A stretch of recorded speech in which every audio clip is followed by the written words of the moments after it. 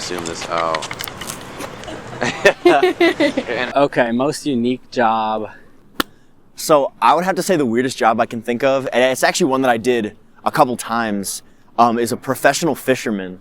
A couple of my friends back home are full on pro fishermen. Like they dropped out of college, like bought their own trucks and vans and RVs and boats and shit, and they're just like fishing full time, like catching fish, weighing them, and then just putting them back in the water. And then whoever has the most at the end of the tournament fucking wins a lot of money. It's weird, man. It's odd. Does somebody pay for this information, or to be like, okay?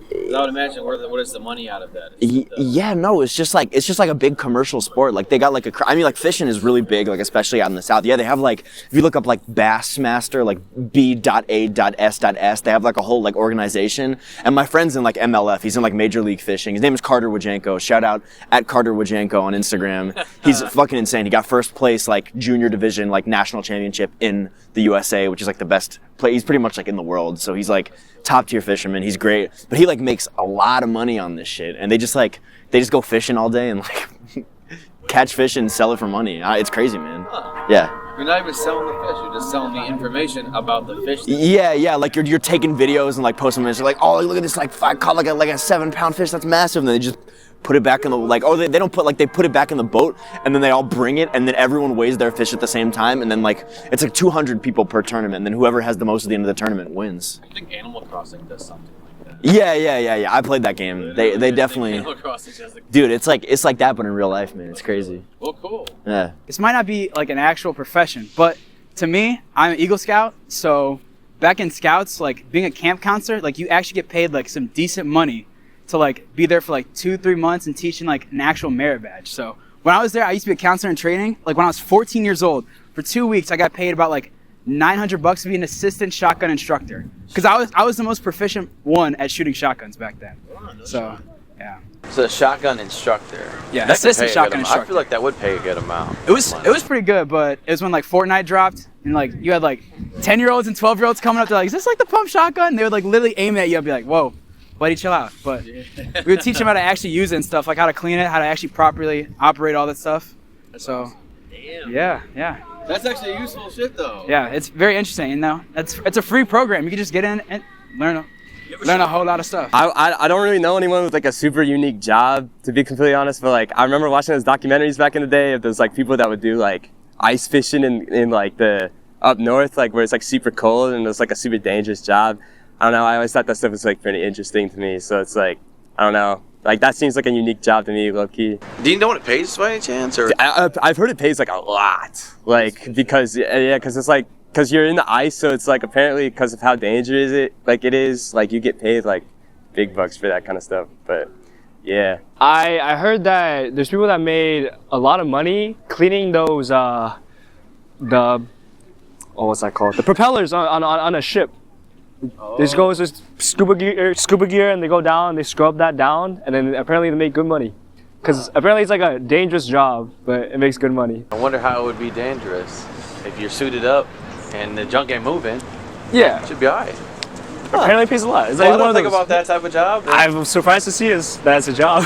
Yeah. I went to Puerto Rico for spring break, and one guy that I met was really nice, was the night kayak tour guy. That was his job that he did during college to pay for other stuff. He just did tours of the bioluminescence at night. So he had to know it by just pretty much just hearing and sensing. He couldn't really see where he was kayaking, and he led tours and stuff. And he did it really based off of the other senses. Not yeah, really. If the moon wasn't out, he just have to kind of know where he was at, just from experience and stuff and memory.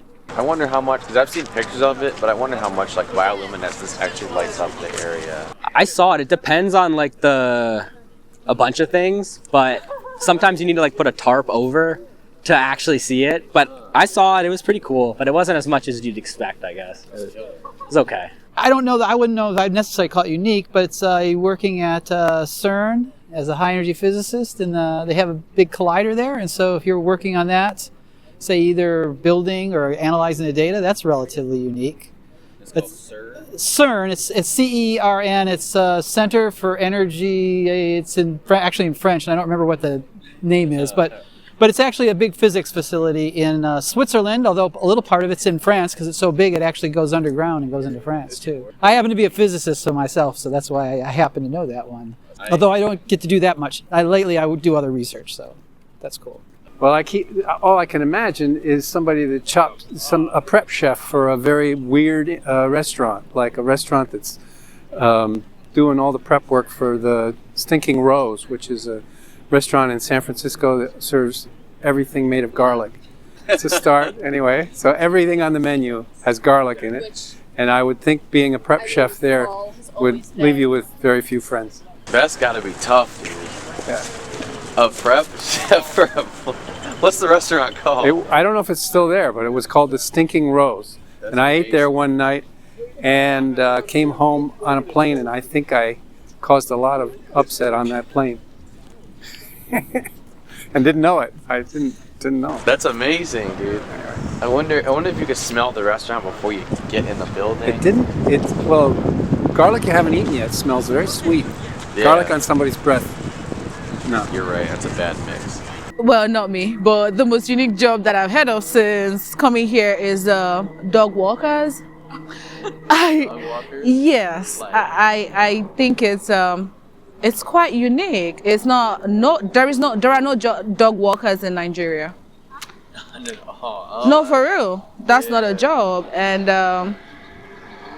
yeah, that's about it. What about anything you said you saw something from Nigeria that you, as a job, like it doesn't have to be here. It's really that I have done. Or in general, maybe read it, maybe know somebody that's done it.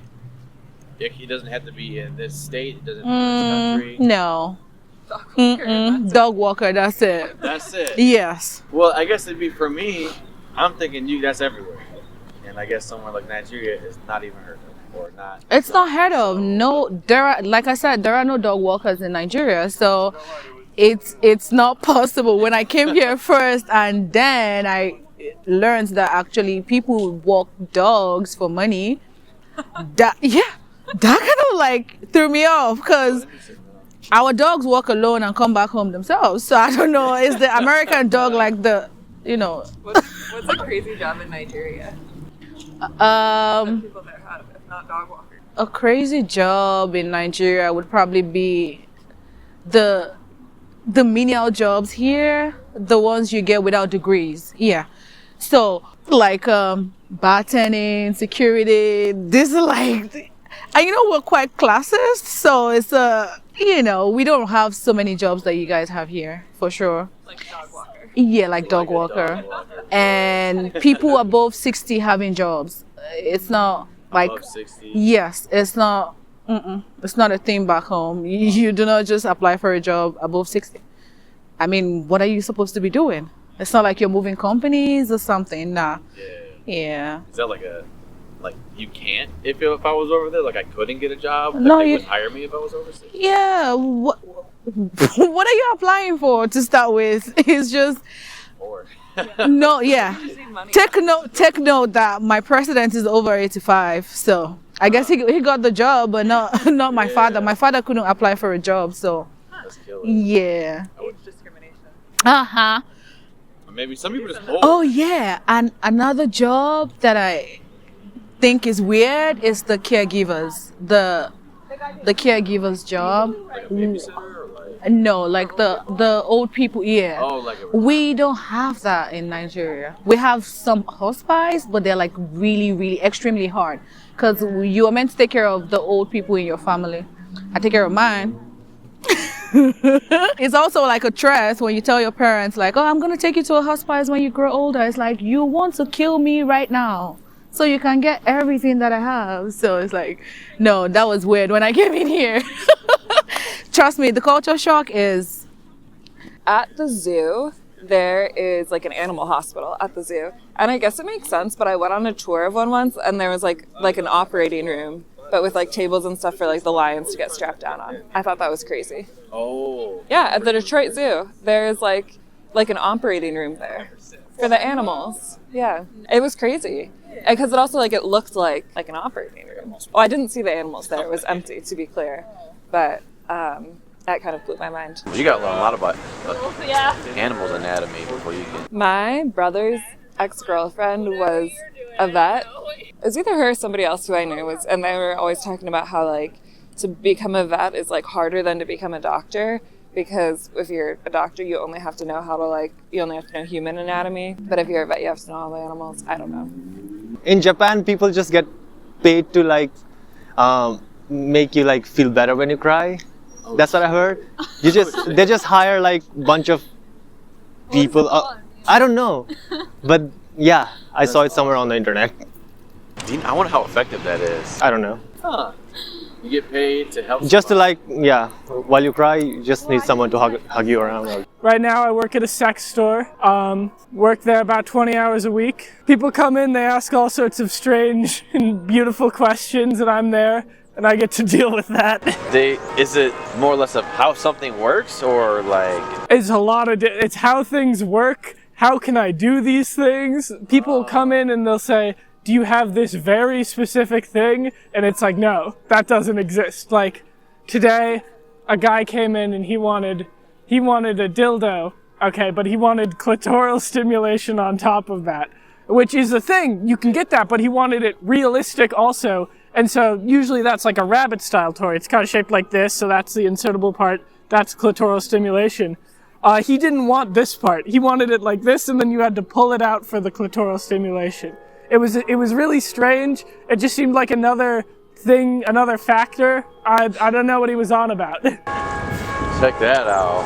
Yeah, I wouldn't think of the type of questions people like. Am I going to talk to you about how to get aroused? I don't know. Well, you try to be like open with them, and you try and like, because that's how you do sales.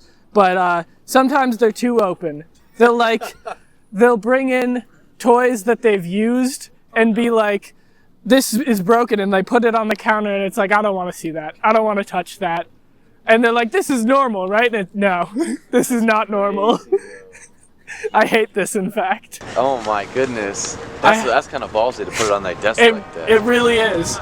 And they act like it's normal, and it's not. Like keep in the bag, homie. Just keep it at home. Just describe it to me. Take a picture, maybe. But like, I had a woman come in the other day, and she was very open and like proud that she was cheating on her husband, and that was a bit of a strange experience. She at one point her son called her, and he was like, "Where are you, Mom?" And she said, "None of your business."